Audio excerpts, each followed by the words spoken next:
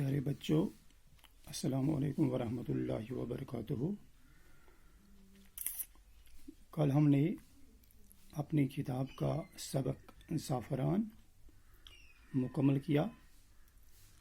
آج ہم دیکھیں گے کہ اس کے جو کچھ سوالات دیے گئے ہیں، کچھ خالی جگہیں ہیں، انہیں ہم دیکھیں گے۔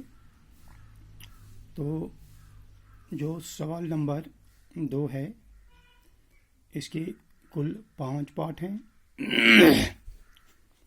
تو پہلا سوال ہے یہاں پہ، اس کا پہلا پارٹ، کس شاعر نے اپنی کتابوں میں زعفران کی جا بجا تعریف کی ہے؟ تو آپ نے اپنی اس کتاب میں دیکھا، پڑھا،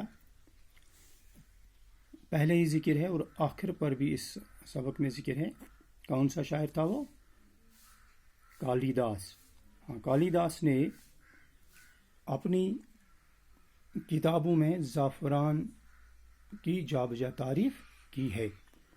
تو یہ کالی داس تھا شاعر، سنسکرت کا بہت ہی مشہور شاعر، جس نے اپنی کتابوں میں بہت جگہوں پر اس زعفران کی تعریف کی ہے۔ تو پھر ہے دوسرا سوال، کس پھول کو بادشاہوں کا پھول سمجھا جاتا ہے؟ وہ کون سا پھول ہے جسے بادشاہوں کا پھول کہا جاتا ہے؟ تو زعفران کا پھول جو ہے، زعفران کے جو پھول ہیں، انہیں بادشاہوں کا پھول سمجھا جاتا ہے۔ جو زعفران ہے، زعفران کے پھولوں کو بادشاہوں کا پھول مانا جاتا ہے۔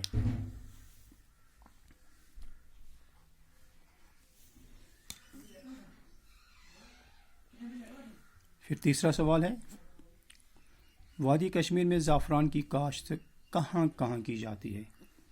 جو ہماری وادی کشمیر ہے، یہاں زعفران کی کاشت کہاں کہاں کی جاتی ہے؟ زعفران کے لیے یہاں ایک علاقہ بہت ہی مشہور ہے، جسے پامپور کا علاقہ کہتے ہیں۔ جب ہم سری نگر سے آگے جاتے ہیں، جو ضلع ہیں، پلوامہ ہے، شوپین ہے، اسلام آباد ہے، ان علاقوں میں جب ہم جاتے ہیں تو وہاں رستے میں ایک ڈلوان زمین کا ایک بہت بڑا میدان پڑتا ہے، جسے پامپور کہتے ہیں۔ یہ پامپور زیادہ تر اس کے لیے مشہور ہے، لیکن اس کے ساتھ ساتھ کچھ دیگر علاقوں میں بھی اس کی کاشت کی جاتی ہے۔ کس ملک میں زعفران کو شاہی رنگ سمجھا جاتا ہے؟ وہ کون سا ملک ہے جہاں پر زعفران کو شاہی رنگ مانا جاتا ہے، سمجھا جاتا ہے؟ تو کون سا ملک ہے؟ آپ نے کتاب میں پڑھا ہے، وہ یونان ہے۔ یونان میں زعفران کو شاہی رنگ سمجھا جاتا ہے۔ اور 5واں سوال ہے، زعفران کی کاشت کے لیے کس قسم کی زمین درکار ہے؟ اس کی کاشتکاری جو کی جاتی ہے، کاشت کی جاتی ہے، تو اس کے لیے زمین کیسی ہونی چاہیے؟ تو زعفران کی کاشت کے لیے ڈلوان زمین درکار ہے۔ اس کے لیے زمین ایک تو زرخیز ہونی ہی چاہیے، اور اس کے ساتھ ساتھ ڈلوان ہونی چاہیے، جس میں پانی جمع نہ ہو پائے۔ تو ایسی ہی زمین اس کے لیے ضروری ہے۔ پھر اس کے بعد ہے سوال نمبر 3۔ تو تیسرا سوال ہے، خالی جگہوں کو پر کیجیے۔ آپ نے کتاب میں یہ جملے دیکھے ہوں گے، اب یہاں کچھ خالی جگہ ہیں، آپ کو وہاں دیکھ کر انہیں پر کرنا ہے۔ تو پہلا ہے، زعفران کی کاشت ایک مستقل کیا ہے؟ ایک مستقل فن ہے۔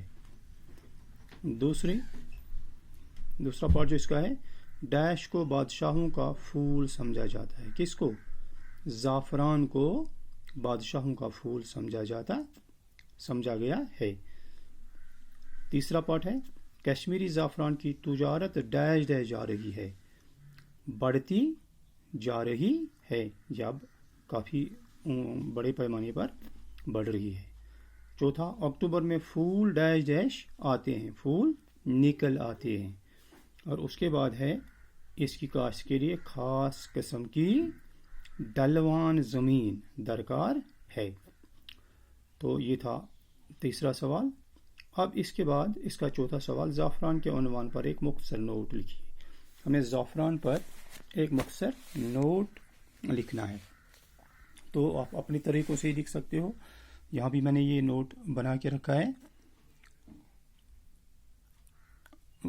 ज़ाफ़रान वादी कश्मीर का एक ख़ास और मुनफरद चीज़ है। ये यहाँ जो चीज़ें होती हैं, जो यहाँ पर मुख्तलिफ इन एक किस्म का ये मानिए इसकी काश्त जो की जाती है, ये यहाँ का मुनफरद चीज़ है। इसके फूल, रंग, हुस्न और जायका के एतबार से अपनी मिसाल आप हैं। इसके जो फूल हैं ज़ाफ़रान के, वो रंग, हुस्न और जायका जो है, इन चीज़ों के एतबार से अपनी मिसाल आप हैं, बहुत ही मशहूर हैं। ज़ाफ़रान की काश्त के लिए ख़ास किस्म की ढलवान ज़मीन दरकार है। जो ज़ाफ़रान की काश्त की जाती है, इसके लिए जो ज़मीन चाहिए वो काफ़ी ढलवान होनी चाहिए। कश्मीर में ज़ाफ़रान की काश्त पांपोर के अलावा कई दूसरे इलाकों में भी की जाती है, और यहाँ पर कश्मीर में जो ज़ाफ़रान की काश्त है, ये पांपोर के अलावा दूसरे कई इलाकों में भी की जाती है। जुलाई और अगस्त में ज़ाफ़रान के बीज के बल्ब डाले जाते हैं। जुलाई और अगस्त जो महीना होता है, इस दौरान इसके जो छोटे छोटे वो दाने होते हैं वो ज़मीन में डाले जाते हैं।